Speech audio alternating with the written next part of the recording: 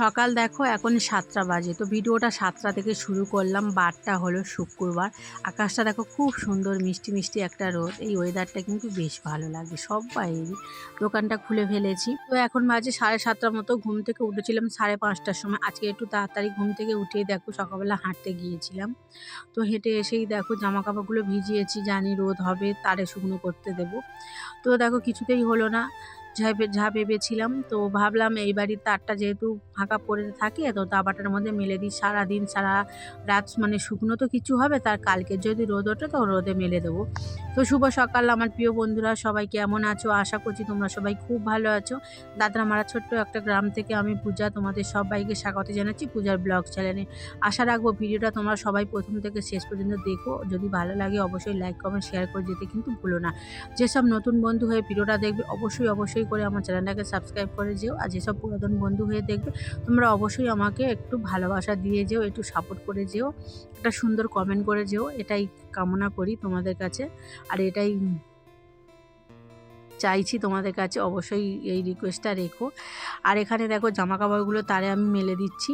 তো ভালো করে নিগড়ে চিপে চিপে জলগুলো বের করে কিন্তু জামা কাপড়গুলো তারে মেলে দিয়ে এখন দেখো চলে যাচ্ছি।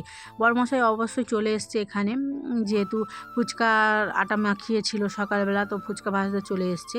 আর যারা বেলে দেয় না তারা সকাল সকালে একটু বেলে দেওয়ার চেষ্টা করে, কারণ তারা আবার খেলাধুলা করে, তো যেহেতু বাচ্চারা সব সময় কিন্তু মনে বসে থাকতে পারে না। তো তারপর দেখো দোকানে চলে এসেছি। এসে দেখো মশারিটা খুলে নিচ্ছি। আর খুলে নেওয়ার পরে দেখো আমি এখন দেখো এই কম্বলটাকে ভাঁজ করে নিচ্ছি। রাজস্বী যেহেতু সকালবেলা ঘুমাচ্ছিল, ওই জন্য আমার বিছানাটা গুছাতে দেরি হয়েছে। কারণ কি বলো তো, একটু দেরি করেই ঘুম থেকে ওঠে।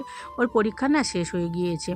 তো ওর কাল 2 দিন ভোর ভীষণ শরীর খারাপ। ওর 3 দিন যেহেতু পরীক্ষা হয়েছে, ও যেহেতু পিপিতে পড়ে, ওর 3 দিনই পরীক্ষা হয়েছে।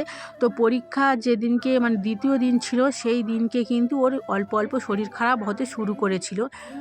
ওর পরীক্ষা যেদিনকে শেষ মানে যেদিনে শেষ হয়েছিল, তো সেই দিন থেকে প্রচণ্ড কাশি হচ্ছে। সারা রাত ভীষণ কাশছিল, এতটা কাশছিল, এত মানে এতটা পরিমাণ ওর শরীর খারাপ হবে ভাবতে পারিনি।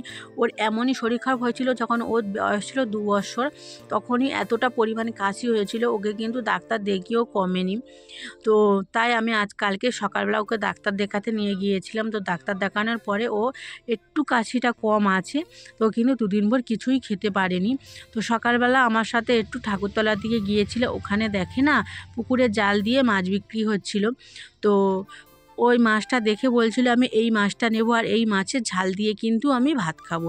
যেহেতু শরীর খারাপ, মুখে ওর ভীষণ খেতে ইচ্ছা করছিল, তার জন্য ওর বাবাকে এসে বলতো। ওর বাবা কিন্তু এই মাছটা কিন্তু কিনে দিয়েছে। তোর বাবাও 2 দিন ভর ফুচকা নিয়ে যেতে পারেনি, কারণ কি বলতো, ফুচকা নিয়ে বের হয়েছে, জল এসেছিল, মানে এতটা বৃষ্টি হচ্ছিল। তো আবার ফিরে কিন্তু এসেছে, যেহেতু কি বলতো আমাদের ফুচকাটা বিক্রি করলে সংসার খরচের টাকাটা ওঠে। দোকানটায় অত আমাদের কিন্তু মানে একটা রোজ যে সেটা কিন্তু পড়ে না। তো দোকান ওই টুকটাক মতো মানে বিক্রি হয়, তেমন একটা কিন্তু আমার দোকানে কিন্তু অতটা যে বিক্রিও নেই। আর দোকানের না সমস্ত কিছুর না লাভটাই ভীষণ কম থাকে, যে সারাদিন বসেও 200 টাকার কিন্তু রোজ এক সময় কিন্তু পড়ে না। তো এইভাবেই কিন্তু চলে যায়। কি করব বলো? দোকানটায় একদিকে আমাদের সুবিধা, কিন্তু দোকানের যে জিনিসপত্রগুলো আমরা কিন্তু পাইকারি দামে কিন্তু আমাদের মানে আমরা খেতে পারি, এটাই হচ্ছে ব্যাপার। আর কিন্তু কিছুই ব্যাপার নেই। আর দোকানটা এমন একটা জিনিস, যেহেতু আমি দেখো এই ঘরটাই থাকি, আর সাথে সাথে দোকানটাও আছে, কোনো রকম কিন্তু ঘরের কাছের দোকানটা কিন্তু আমার কিন্তু চলে যায়। তো একদিকে ইনকাম করলে কিন্তু আমাদের মতো মধ্যবিত্ত পরিবারে কিন্তু সংসারটা চলবে না। বড়মশাই যদি 500 টাকা ইনকাম করে আসার, আমি যদি সারাদিনে যদি 200 টাকা যদি ইনকাম করতে পারি, তাতে কিন্তু আমাদের সংসারটা চলে যায়। তো এখানে দেখো যেহেতু বর্ষার ওয়েদারের সময়, এখন কিন্তু ঠিকমতো ফুচকাটা বিক্রি করতে যেতে পারে না। মাসের মধ্যে হয়তো 15টা দিন যায়, 15টা দিন কিন্তু বন্ধ হয়ে যায়। তো এইভাবে করলে কিন্তু চলবে না। আজকাল কারোর 400 টাকায় কিন্তু সংসার সারা দিনে কিন্তু চলে না। বিশেষ করে যদি যেসব বাড়িতে ছোটো ছোটো বাচ্চা কাচ্চারা আছে, তাদের পড়াশোনা তো যেন একটা মাস্টারের তো ফি দিতে হয় 400-500 টাকা করে, আরও বেশিও। তো আমার মেয়েকে তো 500 টাকা দিতে হয়। তো মাস গেলে আবার আমাদের আছে লোন আছে, আরোহণের লোন আছে।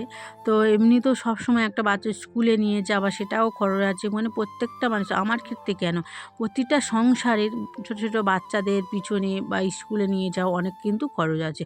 সামান্য 400 টাকা রোজে কিন্তু একটা সংসার কিন্তু ঠিকমতো চলে না। তো এখানে দেখো আমি রান্না করে নিয়েছি, ভাত করে নিয়েছি আর মাছের ঝাল বানিয়ে নিয়েছি। আর এখানে দেখো অল্প একটু খেসারির ডাল রান্না করেছি।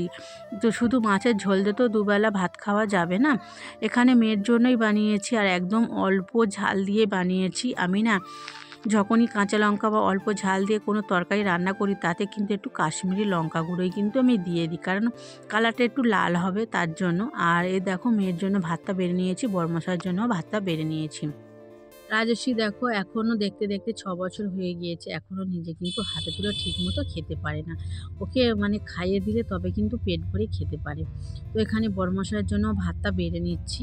তো আজকের ভিডিওটা বেশি বড় করতে পারিনি, যতটা পেরেছি তোমাদের সাথে শেয়ার করলাম সারাদিন কীভাবে কাটলো না পারলো। তো যদি ভিডিওটা ভালো লাগে তোমরা অবশ্যই তোমাদের দিদিভাইয়ের পাশে থেকো, অবশ্যই লাইক কমেন্ট শেয়ার করে যেও। বারবার করে বলছি তোমরা অবশ্যই ভালোবাসা দিয়ে যেও। ভিডিওটা আর বেশি বড় করলাম না, ভিডিওটা এই পর্যন্ত, এখানেই শেষ করছি ভিডিওটা। সবাই পাশে থেকো, সাপোর্ট করো। টাটা বাই বাই, সবাই ভালো থেকো, সুস্থ থেকো। অবশ্যই কালকে তোমাদের সাথে দেখা হবে আবার।